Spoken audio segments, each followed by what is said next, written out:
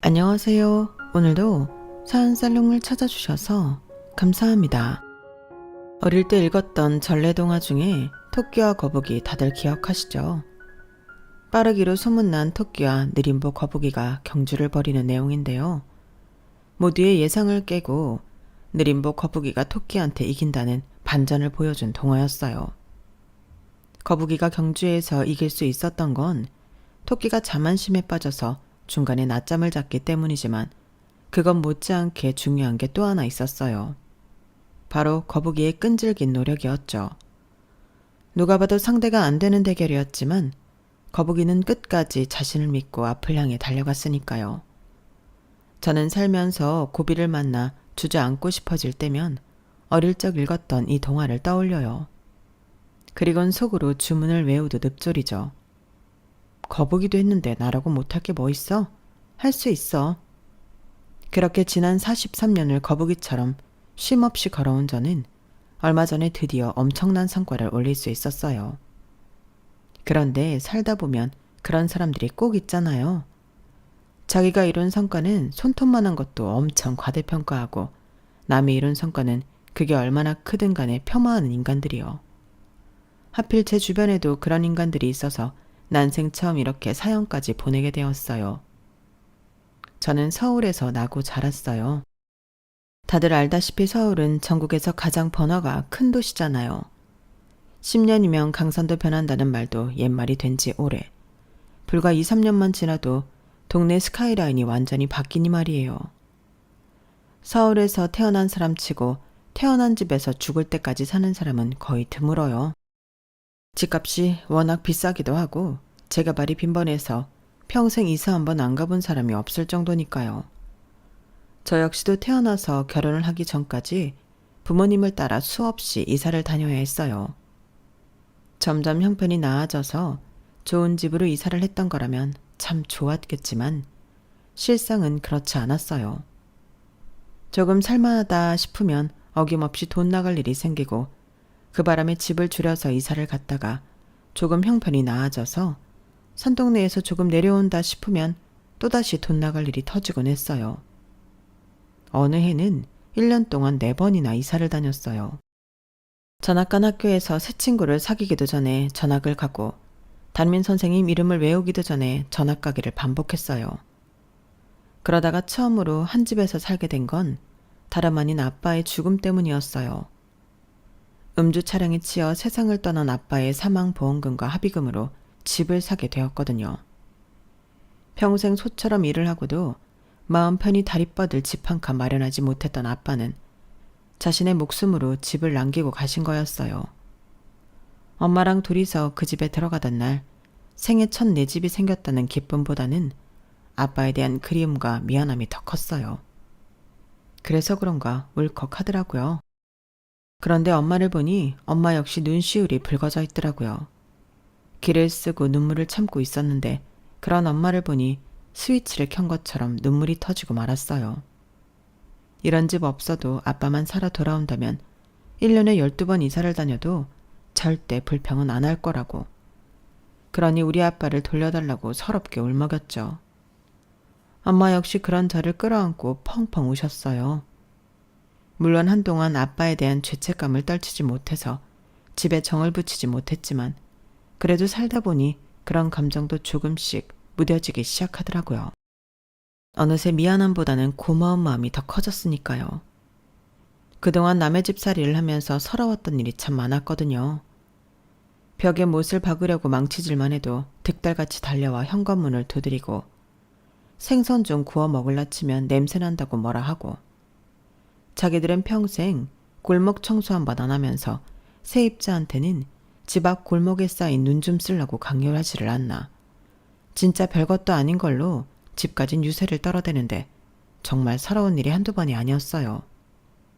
그런데 이제는 벽에 드릴로 구멍을 내든 삼겹살을 구워 먹든 뭐라 하는 사람도 없고 특히나 보증금을 올려달라는 소리를 안 들어도 되니까 그것처럼 마음 편한 게 없었어요. 제가 이렇게 집에 대해 말이 많은 건 아무래도 남의 집살이에 대한 좋은 기억이 있기 때문일 거예요. 초등학교 3학년 때였는데 하필 그때 주인집 아들이랑 제가 같은 학교 같은 반에 다니게 된 거예요. 안 그래도 전학 간 지 얼마 안 돼서 친구도 없는데 그런 저를 더더욱 힘들게 한 사건이 벌어진 거예요. 주인집 아이가 반 애들 앞에서 이렇게 말한 거예요. 얘 우리 집 지하에 사는 애야. 얘네 집 완전 거지야. 우리 엄마가 그러는데 돈이 없어서 지하에 사는 거래. 얘네 아빠도 거지고 얘네 엄마도 거지고 얘도 거지야. 반 아이들이 제 이름을 외우기도 전에 주인집 아이는 저를 자기 집 지하에 사는 거지로 소문을 내버렸어요. 애가 너무 어려서 뭘 몰라 그런다고 할 수도 있겠지만 당하는 사람 입장에서는 아기가 있든 없든 상처를 받는 건 매한가지였어요. 마흔이 훌쩍 넘은 지금까지도 가슴에 한이 맺혀 있을 정도로 말이죠. 그런 상처가 있어서 그런가 아빠가 만들어준 저희 집이 그렇게 고맙고 소중할 수가 없었어요. 엄마는 누가 시키지도 않는데 늘 집을 쓸고 닦으셨어요. 남의 집에 새들어 살 때보다도 더 집을 애지중지 하시는 것 같더라고요. 그 집에 살면서부터 우리 집 살림은 조금씩 나아지기 시작했어요. 아무래도 사는 집 문제가 안정되고 나니까 심적으로 안심이 되고 벌이가 적어도 먹고 사는 문제만 해결되면 되니까 부담이 덜해서 그랬던 것 같아요. 그래도 집이 있었기 때문에 전처럼 자주 이사를 다닐 필요가 없었고 저 역시 전학을 다니지 않아도 됐기 때문에 드디어 친구들을 사귈 수 있게 되었어요. 그러니까 제가 친구를 제대로 사귀게 된 거는 중학교 2학년이 되고부터였어요. 한 곳에 정착을 하게 되니까 심적으로도 안정이 됐고 미래에 대한 계획도 세울 수 있게 되었어요. 하지만 그렇다고 해서 모든 문제가 해결된 것은 아니었어요. 당시 엄마는 닭갈비집에서 홀서빙을 하고 계셨는데 갑자기 일을 그만두게 되었어요. 조류 독감이 심해지면서 가게에 손님이 거의 들지 않았거든요. 생활이 넉넉한 상황이라면 갑자기 직장을 잃어도 몇 달은 버틸 힘이 있었겠지만 그달 벌어서 그달 쓰는 저희 집의 경우 당장 다음 달 생활비 걱정이 되었어요. 그래서 엄마는 급하게 일당을 받는 일을 시작했는데 가정집 파출 도우미 일이었어요.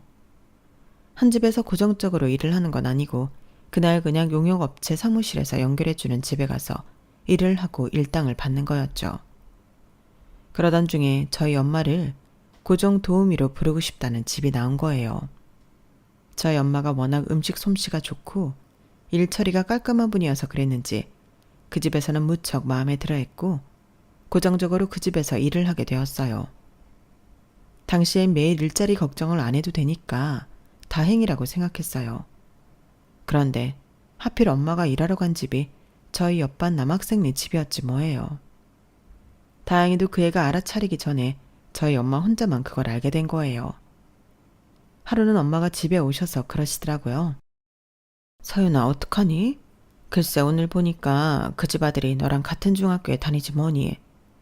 난 그것도 모르고 일하겠다고 이미 이달치 선불까지 받았으니 이제 와서 일 못한다고 돈을 물려줄 수도 없고. 이미 받은 돈의 일부를 생활비로 써버린 엄마는 난감해 하셨어요. 생각 같아서는 엄마한테 걱정하지 말라고 괜찮다고 말해드리고 싶었지만 선뜻 그 말이 나오지는 않았어요. 예전에 집주인 자식한테 당했던 일이 트라우마가 돼서 그런 것 같았어요. 결국 제 눈치를 보던 엄마는 제게 미안하다며 그러시더군요. 네가 내 딸인 걸 그 집에서는 모르고 있으니까 이달치 돈 받은 것만 일해주고 그만두겠다고 할게. 미안하다 서연아. 엄마는 제게 많이 미안하셨는지 혹시라도 엄마랑 내가 모녀지간인 게 들킬까봐 밖에서 저랑 마주치면 모르는 척하고 지나가시곤 했어요. 그 모습을 보니까 왠지 제가 더 죄송하더라고요. 그렇게 한 달이 무사히 지나가나 했는데 무슨 운명의 장난인지 그만두기 일주일을 앞두고 그 집 아들이랑 정면으로 마주쳤지 뭐예요. 제가 감기 기운이 있어서 엄마랑 약국에 갔는데 하필 거기에 엄마가 일하는 집 아들이 들어온 거예요. 그 아이는 저희 엄마를 보자 꾸벅 인사를 했어요. 당황한 엄마와 저는 살짝 떨어져 서면서 둘 사이가 모르는 사이인 것처럼 연기를 했고요. 그런데 하필 그때 약사 아주머니가 눈치 없이 이러시는 거예요. 어머, 이제 보니 따님이 엄마를 쏙 닮았네. 눈매가 아주 판박이야? 그러자 옆반 남자애는 저랑 저희 엄마를 번갈아 보더니 그제야 알았다는 듯이 눈이 커지더라고요. 그 모습에 엄마도 저도 심장이 철렁 내려앉는 것 같았어요. 이제 다 틀렸다 싶었거든요. 남자애는 먼저 반창고를 사들고 약국을 나갔고 엄마랑 저는 망연자실한 표정으로 약국문을 나섰어요. 그날 밤 저는 쉬이 잠들지 못했어요. 내일 학교에 가면 애들이 나를 놀려대겠지? 겨우 친구도 생기고 애들한테 손가락질 안 받고 살게 됐는데 이제 어쩌지? 이사도 갈 수 없으니까 전학도 못 가게 될 텐데. 수만 가지 생각이 꼬리를 물고 이어졌고 결국 한숨도 못 잔 채 등교를 했어요. 그런데 조회 시간이 끝나고 1교시, 2교시가 지나고 점심시간도 지나서 종례 시간이 될 때까지 정말 아무도 저를 놀리는 사람이 없는 거예요. 평소랑 다른 게 하나도 없이 온전한 하루가 지나가 버린 거였죠. 내심 속으로 그 애가 깜빡한 건가? 그런 거면 좋겠는데 라는 생각을 했어요.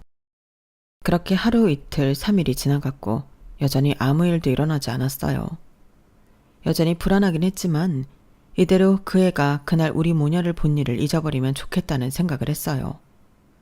혹시라도 저랑 마주치면 그때 일이 떠오를까봐 마주치지 않으려고 요리조리 잘 피해 다녔는데 하필 체육 수업을 옆반이랑 합반 수업을 하게 되면서 마주치게 된 거예요. 두 반이 피구 시합을 하게 되었는데 저는 그 애한테 신경이 쓰여서 제대로 수업에 참여하기 힘들었어요. 공은 날아들고 신경은 남자애한테 가 있으니 제대로 공을 피할 리가 없었죠. 결국 저는 날아오는 공에 얼굴을 정면으로 맞았고 그대로 코피를 쏟고 말았어요. 그러고 나니 속에서 뭔가 울컥하더라고요. 왜 내가 이 녀석한테 휘둘려서 이렇게 마음을 졸여야 하나 하는 생각에 서러워서 눈물까지 터져 나왔어요. 그러자 체육 선생님을 비롯해 아이들은 제가 아파서 오는 줄 알고 다가와서 다들 한마디씩 위로를 하지 않겠어요? 그랬더니 오히려 감정이 더 격해져서 결국 울음소리는 더 높아졌고 제게 공을 던졌던 아이를 졸지에 죽일 놈이 되고 말았어요. 그렇게 엉망진창이 돼버린 체육 수업이 끝나고 저는 옆반으로 찾아갔어요. 이렇게 마음 졸이고서는 도저히 못 살겠다 싶어서 그 애랑 단판을 지어볼 생각이었어요. 싹싹 빌든 살살 달래든 해볼 수 있는 데까지 다 해보자 싶었죠. 그런데 난 소문낼 생각 없는데 왜 내가 소문낼 거라고 생각했어? 그야 다들 그러니까 애들 앞에서 놀릴 수도 있고 그게 왜 소문을 낼 일인지 솔직히 나는 잘 모르겠어. 너희 어머니는 그냥 일을 하신 거잖아. 사람마다 각자의 직업이 있는 거고 그걸 놀림감으로 삼는다는 것 자체가 잘못된 거 아니야? 아무튼 나는 그런 소문 낼 생각 없으니까 걱정 안 해도 돼. 혹시 그걸 신경 쓰느라 체육 시간에 공 맞은 거야? 그런 거라면 내가 미안해. 어떻게든 나 때문에 그렇게 된 거니까. 오히려 제게 사과를 하는 남자애를 보니까 기분이 묘했어요. 내 앞에 있는 15살짜리 이 남자애가 왠지 성숙한 어른 같다는 생각이 들었거든요. 그동안 혹시나 엄마 직업이 들키지 않을까 전전긍긍했던 제 자신이 한심하게 느껴질 정도였어요. 그래서일까요? 그날 이후 이상하게 이 남자애한테 신경이 쓰이더라고요. 소문을 낼까봐 그런 게 아니라 자꾸 시선이 닿고 복도에서 마주칠 때마다 심장이 콩닥콩닥 뛰곤 했어요. 내가 왜 이러나 생각했는데 아무래도 제가 얘를 좋아하게 된 것 같았어요. 그리고 다행인 건 그건 저만 그런 건 아니었다는 거예요. 어디선가 시선이 느껴져서 고개를 돌려보면 어김없이 그 애가 저를 바라보고 있었고 제가 곤란한 상황에 처했을 때면 어김없이 나타나서 무심한 척 도움을 주고 갔거든요. 그런 일이 반복되면서 마주치는 날이 늘어났고 그러다 보니 어느새 친해졌지 뭐예요. 한 동네 살고 있어서 아침에 학교도 같이 가고 교과서나 미술 준비물 같은 걸 깜빡했을 때는 서로 빌려주고 빌리기도 했어요. 아직 나이가 어리기도 하고 저희 때만 해도 중학생들이 이성을 사귀는 게 그리 흔한 일은 아니었기 때문에 좋아하는 마음만 담아둘 뿐 친구처럼 지냈어요. 그러다가 고등학교를 각각 여고와 남고로 진학하게 되면서 떨어져 지내는 시간이 많아지자 그때서야 사귀게 됐지 뭐예요. 눈에서 멀어지면 마음에서도 멀어진다고 하지만 오히려 그리운 마음이 강해져서 그랬던 것 같아요. 평일엔 삐삐로 음성을 남기거나 호출을 하는 걸로 보고 싶은 마음을 달래고 주말이 되어서야 같이 도서관도 가고 극장에 영화도 보러 가고 근처 대학가에 놀러 나가기도 했어요. 그때까지만 해도 훗날 우리가 결혼을 하게 되리라는 건 까맣게 모른 채 그저 그 순간을 함께 보내는 게 그렇게 좋을 수가 없더라고요. 비록 학교는 달라졌지만 운이 좋으면 동네에서 마주치기도 했는데 그럴 때면 복권에 당첨된 기분이었어요. 거기다 시험철에는 함께 동네에 있는 독서실에 가서 공부도 했어요. 남학생과 여학생이 각각 다른 방에서 공부를 하는 거였지만 그래도 중간중간에 시간 맞춰 음료수를 뽑아 먹으러 나오기도 하고 같이 근처 편의점에서 라면도 먹으면서 틈새 시간에 데이트를 하기도 했어요. 사실 저는 어릴 때부터 전학이 잦았던 탓에 공부에 신경을 쓰기 힘들었던 데다 딱히 공부에 소질도 없어서 독서실에 다닌 것도 공부가 목적은 아니었어요. 그저 남자친구랑 같이 한 공간에서 시간을 보낸다는 것 자체에 의의를 두고 있었죠. 하지만 상준이는 달랐어요. 중학교 때도 반에서 3등 안에 들 정도로 공부를 잘했고 고등학교에 와서도 반에서 5등 밖으로 나가는 일은 없었으니까요. 그런데 어느 순간부터 그런 점 때문에 고민이 되더라고요. 이대로라면 상준이는 대학에 진학을 하게 될 텐데 내 성적으로는 대학은 문턱에도 못 가볼 게 뻔했으니까요. 그래서 1학년 말부터는 공부에 욕심을 내기 시작했어요. 같은 대학교는 못 들어가도 같은 대학생은 되고 싶었거든요. 안 하던 공부를 하려니까 어디서부터 시작을 해야 할지 감이 안 잡히더라고요. 처음엔 괜히 자존심이 상할 것 같아서 상준이한테 말은 공부에 대한 건 묻지 않으려고 했는데 공부 때문에 곤란해하는 나를 본 상준이가 먼저 나서서 도움을 주었지 뭐예요. 형편없는 내 실력을 알고도 제게 실망하거나 놀리기는커녕 진지한 모습으로 하나하나 친절하게 알려주었어요. 그런 상준이 덕분에 저는 조금씩 공부하는 방법을 익혀나가게 되었고요. 그런데 언제부턴가 상준이가 조금씩 이상해지는 게 보이더라고요. 글쎄 한 번은 학원까지 땡땡이 치고 저희 집 앞까지 왔지 뭐예요. 야, 너 요즘 왜 그래? 무슨 일 있는 거야? 며칠 전에도 학원 빠지더니 오늘도 이러면 어떡해? 저는 그저 안 그러던 애가 갑자기 일탈을 삼으니까 걱정이 돼서 한 소리였는데 남편은 그 말에 삐친 것 같더라고요. 왜?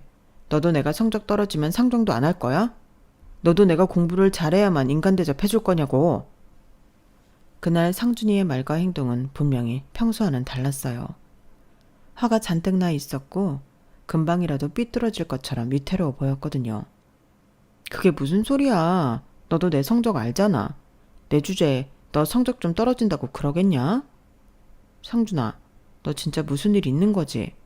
나한테 말하기 싫어? 그러자 상준이는 한숨을 푹 쉬면서 그러더군요.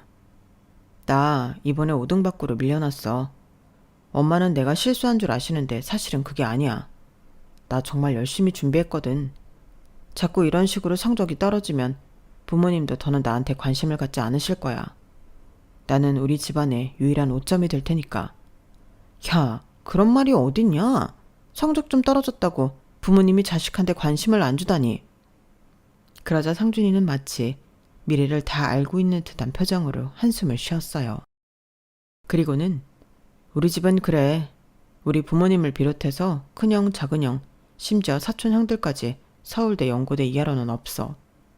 중고등학교 때 전교 3등 밖으로 떨어진 적도 없는 사람들이야. 지금 내 성적이 놀림감이 될 정도라고. 강서윤, 나 솔직히 자신이 없어.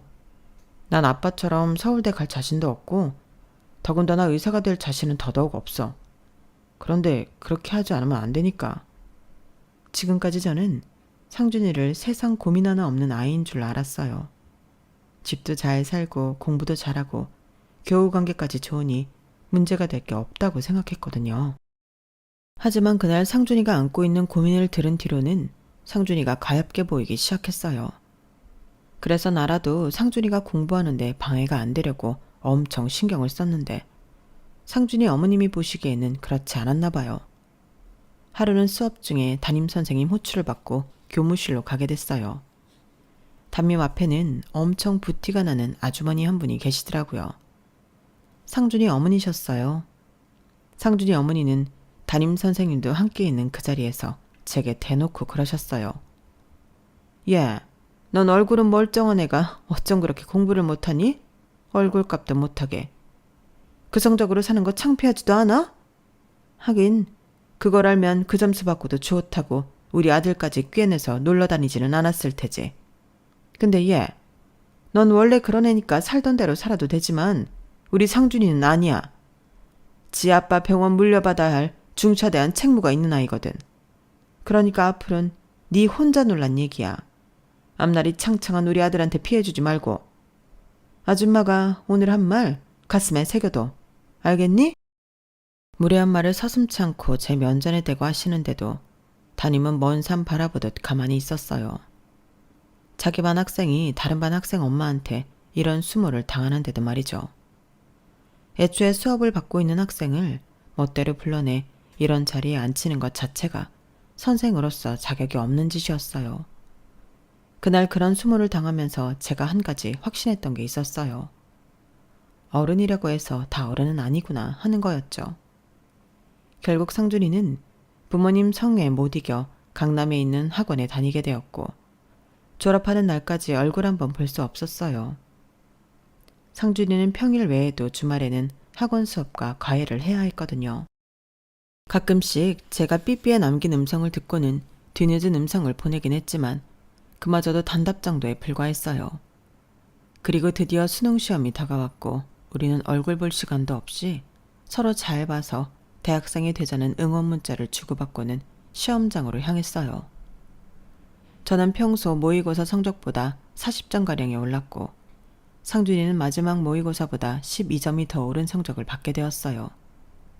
그 덕분에 저도 상준이도 자신들이 원하는 대학에 합격할 수 있었죠. 우리가 다시 얼굴을 보게 된 건 상준이가 응시한 대학의 논술 시험이 끝난 날이었어요. 이제는 모든 시험이 다 끝났기 때문에 상준이 부모님도 더는 우리 사이를 막아야 할 이유가 없게 됐으니까요. 못 본 사이 상준이는 살이 많이 빠져 있더라고요. 얼마나 혹독하게 공부를 했는지 기운이 하나도 없어 보였어요. 그래도 오랜만에 만나서 좋았는지 연신 웃고 떠드느라 잔뜩 신이 났더라고요. 그리고 몇 달 뒤 드디어 합격자 발표가 났어요. 저는 제가 서원했던 모 여자 전문대 유아교육학과에 합격을 했고 상준이는 의대에 합격을 했어요. 상준이 부모님이 나온 대학은 아니었지만 그래도 우리나라에서 세 손가락 안에 드는 대학 의대라서 상준이네 부모님도 많이 기뻐하셨다더군요. 모처럼 다시 일주일 내내 붙어 다니게 된 우리는 대학에 들어가면 방학 때 같이 배낭여행도 가자고 약속을 했어요. 하지만 막상 대학에 들어가 보니 그런 약속은 애당초 실현 불가능한 거였더라고요. 저는 의대생들이 그렇게 공부를 많이 하는 줄 그때 처음 알았거든요. 상준이 말로는 고3 수험생 때보다도 더 공부를 많이 하는 것 같다고 했어요. 그런데 진짜 문제는 그게 아니었어요. 본과 수업 중 하나인 시신해부 수업을 받은 뒤부터 상준이가 이상해졌거든요. 좋아하던 순대나 곱창을 입에도 못 대게 된 거예요. 뿐만 아니라 조리를 안 한 육류를 보면 바로 구토를 시작했어요. 실습실에서 보았던 해부용 시신이 떠오른 탓이었죠. 앞으로 정식 의사가 되기 위해선 당연히 감당해야 하는 거였지만 상준이는 그걸 감당하지 못했어요. 결국 그날 이후 상준이는 수업도 들어가지 않고 방황을 시작했고 그 사실을 아는 사람은 오직 저뿐이었어요. 아무리 어르고 달래도 좀처럼 용기를 못 내더라고요. 그러다 결국 상준이는 학교에 자퇴서를 내고 말았어요. 자퇴서를 내지 않으면 자기 부모님이 어떻게 해서든 자신을 학교로 도로 돌려보낼 거라는 두려움 때문에 서두른 거였죠. 그리고 그 사실은 얼마 뒤 상준이 부모님 귀에 들어가게 되었고 한바탕 난리가 났어요. 결국 상준이는 군에 자원 입대를 하게 됐고 상준이가 군복무를 하는 사이 저는 대학을 졸업하고 유치원에 취직을 하게 되었어요. 제가 취직을 하고 이듬해 제대한 상준이는 아르바이트를 해서 돈을 모으더니 그 돈으로 미술학원을 다니기 시작했어요. 원래 자신이 꿈꿔왔던 미대에 진학을 하겠다고요. 1년간 거의 미술학원에서 먹고 자다시피 입시미술에 매달렸던 상준이는 다음에 미대에 합격을 했고 축하 인사를 받기도 전에 집에서 쫓겨났어요. 부모님으로부터 우리한테는 너처럼 더 떨어진 자식은 필요 없다는 말을 듣고 말이죠. 이미 성인이던 상준이는 영수 과외도 하고 미술학원에서 새끼 강사로 일하면서 열심히 돈을 벌어댔어요. 숙식은 선배 원룸에 끼어 살면서 어떻게든 살아남으려고 발버둥을 쳤지만 부모님 도움 없이 엄청난 미대 등록금을 감당하고 생활까지 한다는 건 거의 불가능한 일이었어요. 게다가 그림을 그리고 싶어서 들어간 대학인데도 정작 자기 작업을 할 시간이 없어져 버렸죠. 그래서 이 문제를 해결할 방법을 찾다가 결혼밖에는 없다는 걸 깨닫게 되었어요. 어차피 할 결혼이었기 때문에 시기를 조금 당긴다고 달라질 건 없을 것 같았거든요. 생활비는 내가 벌 테니까 넌 학비만 책임져. 나머지 시간엔 네가 그리고 싶은 그림을 그리면 되잖아. 지금 생각해보면 너무 엉성한 계산법이라서 웃음이 나지만 그때는 이런 허술한 계산을 하고도 꽤나 만족했어요. 일단 돈이 없으니 결혼식 없이 혼인신고만 하고 살기로 했고 신혼집은 그냥 엄마 집에서 친정살이를 하기로 했어요. 다행히 엄마가 허락해 주셨거든요. 이제 남은 문제는 시댁에 결혼을 알리는 거였는데 이게 솔직히 반신반의였어요.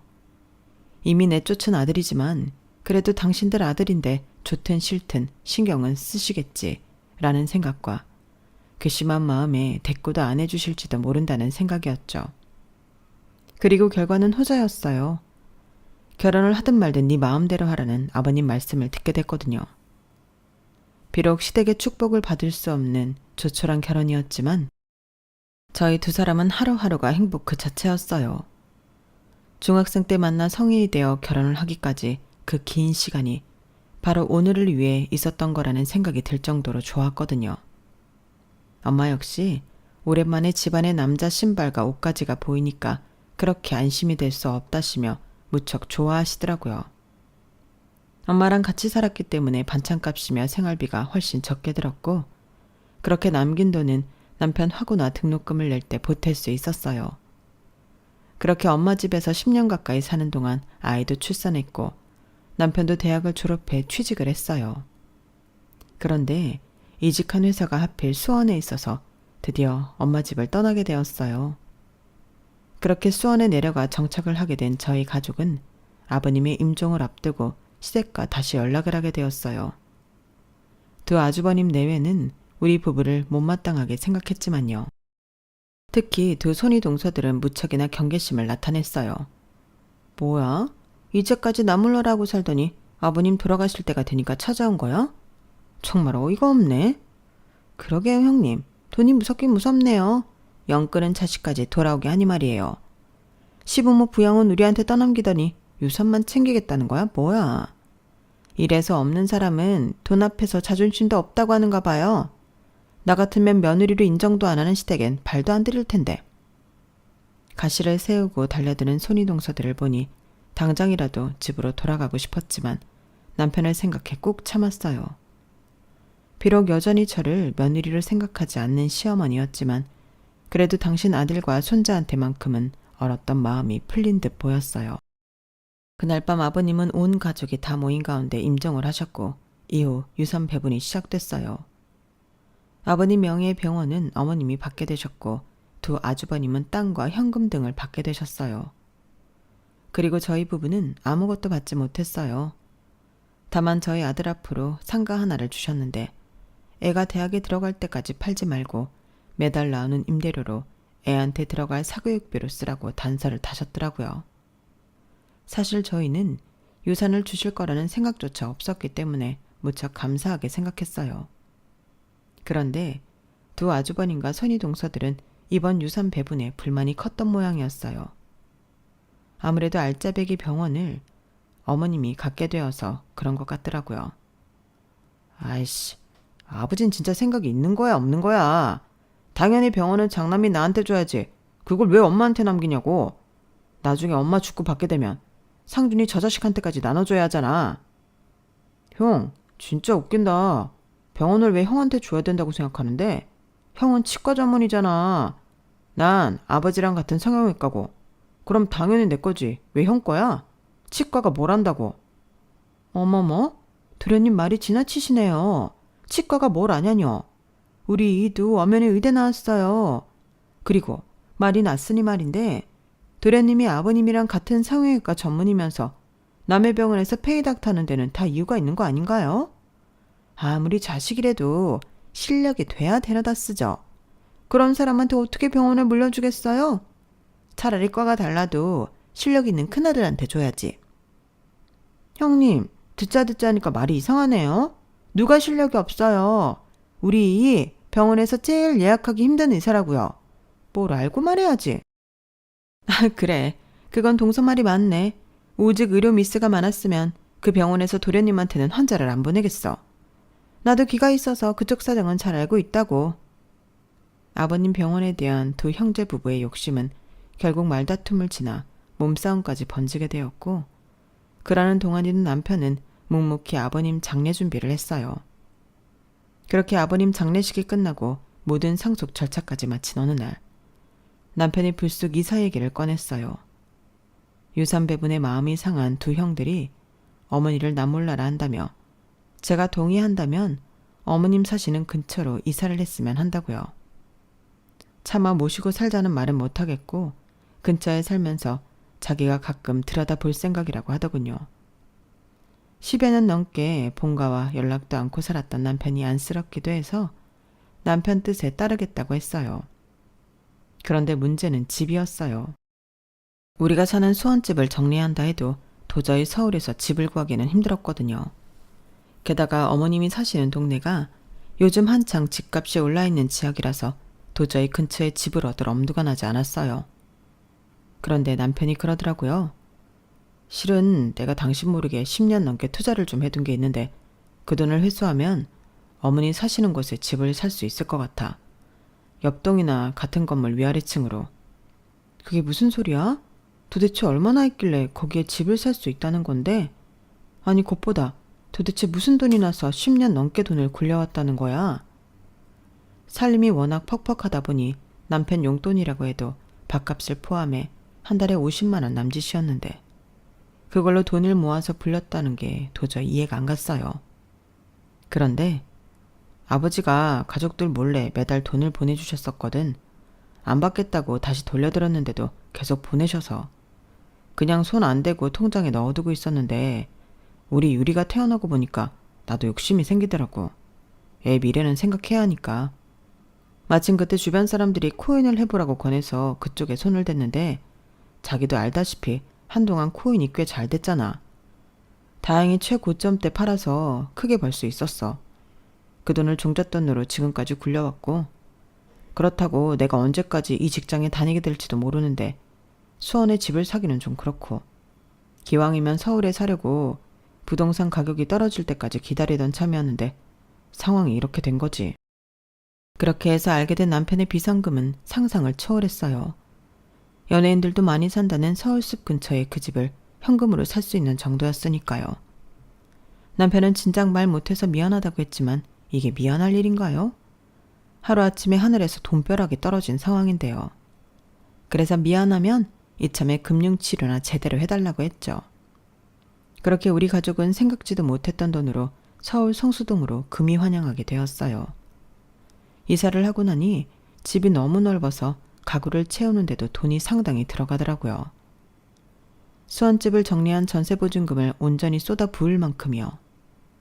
그렇게 집 정리를 하고 주변 사람들을 불러 집들이를 하게 되었어요. 아버님 장례식 때 본 이후로 전화 연락조차 없었던 두 손윗 동서한테도 연락을 했는데 서울로 이사를 했다는 말에 둘이 짝이라도 한 것처럼 이러지 뭐예요. 먼저 큰 동서는 이런 반응이었어요. 서울? 동서네 형편들은 서울에서 전셋집도 못 구할 텐데 설마 월세는 아니지? 암튼 생각해보고 가든 말든 할 테니까 문자로 주소나 보내봐. 그리고 둘째 동서는 이러더라고요. 그냥 살던 데서 살지 뭐하러 서울로 와? 여기 집값이 얼만데. 하긴 동서네는 집값 걱정은 없겠다. 어차피 집사령판은 아니니까. 허름한 빌라에 자가도 아니고 전세살이 할 수준이잖아. 안 그래? 그래서 어느 동네인데? 제가 문자로 주소 보내드릴게요. 한 목소리로 저희 집을 무시하는 두 동서한테 저는 저희 집 주소를 찍어서 보내줬어요. 그랬더니 당장 전화가 왔더라고요. 동서, 혹시 어머님 댁에 들어가 사는 거야? 아니요, 호수가 다르잖아요. 저희는 그 위로 이사 왔어요. 암튼 주말에 시간 되시면 같이 오세요. 아니, 동선애가 무슨 돈으로 거기를 들어가? 우리도 못 가는 데를? 아버님이 유산으로 남겨주신 상가 팔았어? 아니지. 그거 팔아도 택도 없을 텐데. 두 동서는 저희가 고가의 유명 아파트에 입주했다는 소식에 거품을 물었고, 그 주 주말 집들이 차 저희 집에 와보고는 부러워서 어쩔 줄 몰랐어요. 돈을 모은 비결을 묻길래 남편이 코인으로 돈을 벌었다고 했더니 다들 표정이 바뀌더라고요. 두 아주버님 내외도 한동안 코인이며 주식을 했었는데 다들 돈을 벌기는커녕 결과적으로 손해만 보고 끝이 났었거든요. 욕심 때문에 최고점이 되었는데도 여전히 더 오를 거다는 기대로 팔지 못하고 손에 쥐고 있다가 똥값이 돼서야 손을 빼기도 했고, 믿었던 신종 코인이 하루아침에 휴지 조각이 돼버리는 바람에 돈을 날린 경험도 있으시더라고요. 반면에 제 남편은 이만큼 벌었으면 됐다 싶을 때 팔았기 때문에 최고점에 약간 못 미친 상태에서 팔아 큰 돈을 얻을 수 있었던 거고요. 삼형제가 한 배에서 나왔어도 성격이 제각각인 것처럼 욕심의 크기도 서로 달랐던 게 성패를 갈랐던 거예요. 비록 세 아들 중에 제 남편만 의사가 되지 못했지만 적어도 부모가 주신 돈을 가장 많이 불린 건 제 남편이었잖아요. 그래서인지 어머님도 이런 제 남편이 믿음직스러우셨는지 병원을 제 남편 보고 맡아서 키워보라고 하시더라고요. 아니 엄마, 그런 게 어딨어. 상준이는 의사도 아닌데 쟤한테 왜 병원을 줘? 그래, 형 말이 맞아. 주려거든 의사인 형이나 나한테 줘야지. 그러자 어머님이 두 아들을 한심하다는 눈빛으로 바라보시며 그러시더라고요. 의사야 돈 주고 불러오면 되지만 돈 굴리는 재주는 돈을 주고도 살 수가 없는 거야. 네 아버지가 평생 일군 병원이다. 그렇게 귀한 걸 매달 적자나 내는 큰놈이나 툭하면 의료사고 내서 합의금 빌려달라고 찾아오는 둘째놈한테 어떻게 믿고 맡기겠어. 그러니 니들은 네 아빠 병원에 신경 끄고 니들 힘으로 살 생각들을 해. 막내는 결혼할 때도 10원 한 장 안 줬지만 이렇게 성공해서 돌아왔잖니. 형이 됐으면 창피한 줄이나 알라고. 그 말에 화가 난 아주머님들 내외는 자리를 박차고 나가버렸어요. 그리고 제 남편은 현재 어머님을 도와 병원 운영을 하고 있어요. 사람 인생 어떻게 될지 모른다고 집에서 버려졌던 제 남편이 아버님 병원을 잇게 될 줄 누가 알았겠어요. 그래서 인생은 살아볼 만하다고 하는가 봅니다. 제 사연은 여기까지예요. 지금까지 제 사연을 들어주셔서 감사드리고요. 여러분의 가정에도 행운이 함께 하시길 바랍니다. 여러분, 사연 댓글에 응원과 현명한 조언 부탁드려요. 좋아요와 구독은 저에게 큰 힘이 됩니다. 오늘도 좋은 일 가득하세요.